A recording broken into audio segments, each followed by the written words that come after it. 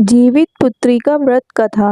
गंधर्वों के राजकुमार का नाम जीमूतवाहन था। वे बड़े उदार और परोपकारी थे। जीमूतवाहन के पिता ने वृद्धावस्था में वानप्रस्थ आश्रम में जाते समय इनको राज सिंहासन पर बिठाया, किंतु इनका मन राजपाट में नहीं लगता था। वह राज्य का भार अपने भाइयों पर छोड़कर स्वयं वन में पिता की सेवा करने चले गए। वन में जीमूतवाहन को मलयवती नामक राजकन्या से भेंट हुई और दोनों में प्रेम हो गया। एक दिन जब वन में भ्रमण करते हुए जीमूतवाहन काफी आगे चले गए, तब उन्हें एक वृद्धा विलाप करते हुई दिखी। पूछने पर वृद्धा ने रोते हुए बताया, मैं नागवंश की स्त्री हूँ, मुझे एक ही पुत्र है। पक्षीराज गरुड़ के कोप से मुक्ति दिलाने के लिए नागों ने यह व्यवस्था की है।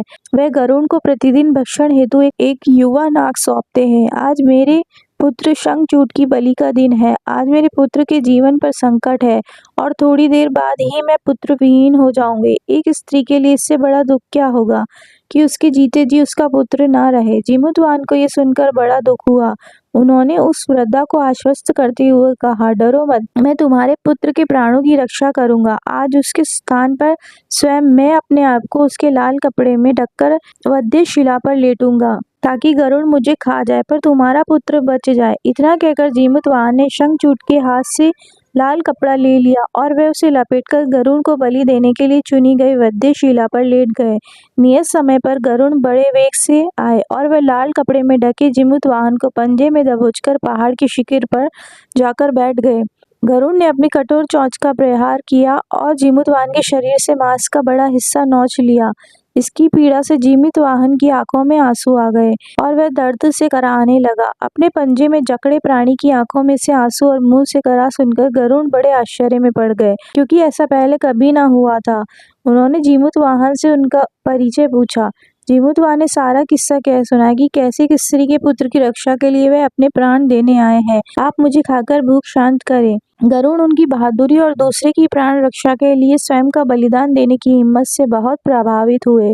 उन्हें स्वयं पर पछतावा होने लगा। वह सोचने लगे कि एक यह मनुष्य है जो दूसरे की पुत्र की रक्षा के लिए स्वयं की बलि दे रहा है, और एक मैं हूँ जो देवों के संरक्षण में हूँ किंतु दूसरों की संतान की बलि ले रहा हूँ। उन्होंने जीमूतवाहन को मुक्त कर दिया। गरुड़ ने कहा, हे उत्तम मनुष्य, मैं तुम्हारी भावना और त्याग से बहुत प्रसन्न हूँ। मैंने तुम्हारे शरीर पर जो घाव किए हैं उसे ठीक कर देता हूँ। तुम अपनी प्रसन्नता के लिए मुझसे कोई वरदान मांग लो।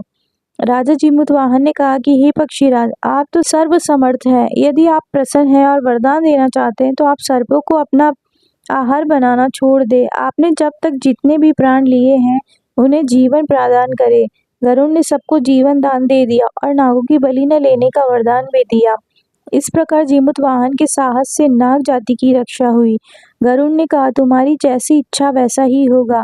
हे राजा, जो स्त्री तुम्हारे इस बलिदान की कथा सुनेगी और विधि पूर्वक व्रत का पालन करेगी, उसकी संतान मृत्यु के मुख से भी निकल आएगी। तब से ही पुत्र की रक्षा हेतु जीमूतवाहन की पूजा की प्रथा शुरू हो गई। यह कथा कैलाश पर्वत पर भगवान शंकर ने माता पार्वती को सुनाई थी। जीवित पुत्रिका के दिन भगवान श्री गणेश, माता पार्वती और शिवजी की पूजा ध्यान के बाद इस कथा को अवश्य सुनना चाहिए।